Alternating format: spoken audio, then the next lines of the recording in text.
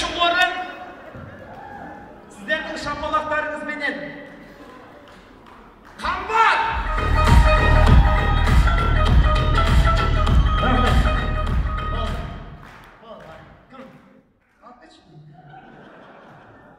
Дамы и господа, Қамбар бірінші орынды алған болса, біздің құдаша суперприз гран-при бүгінгі кештегі ең әдемі прическаны необычный қиып алған, үстіне құдашалардан ерекше болам деп қызыл көйлек киіп алған, бірін айтта бірін айт, бүкіл өнерді бойына жиып алған Венераға бір шапалақ соғайық. Бүгінгі кештің жеңімпазы бас жүлде сағат және 10.000 теңге. Десейші?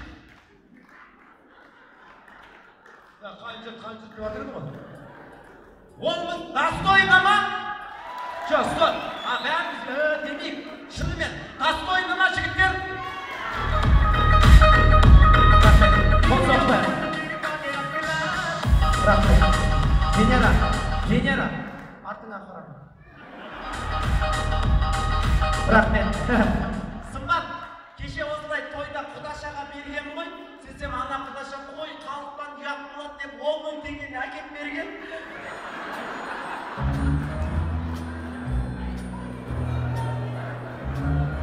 Әкеп берген кеше 10.000 теңгені. Сендерге бәрі берген, е? Тамақты алып кетіп бара жатыр ғой. Жаным, рахмет. Венера, ханым, ренжімеңіз. Тамада аферист екен деп ойлама. Өзі беріп өзі. Просто эта игра называется лохотрон. Рахмет. Алтай, 500 адам қарап отыр ғой.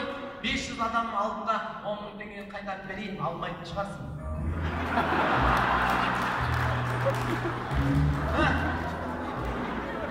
Алмайсың ба? Көрдің ғой. Бұл кімге бұйырды? Әрине құдашаға. Шапалақ соқпайық. Рахмет.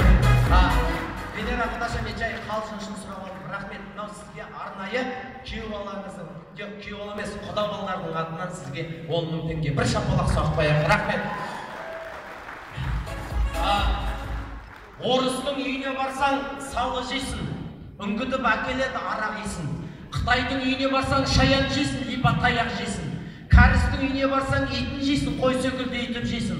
Арабтың үйіне барсаң халал жейсің, өзбектің үйіне барсаң палау жейсің.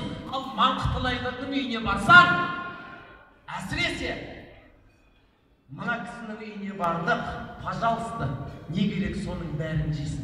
Дастархандағы нанын жейсің, қорасындағы жалғыз малын жейсің, малының миын қағып жейсің, балық жейсің, тауық жейсің, қол аяғын шауып жейсің, соған тоймай тойға келіп пакетке салып тағы жейсің, соның бәрін айтып тұрмын, бір қол соқпайды, енді маған нағыл дейсің,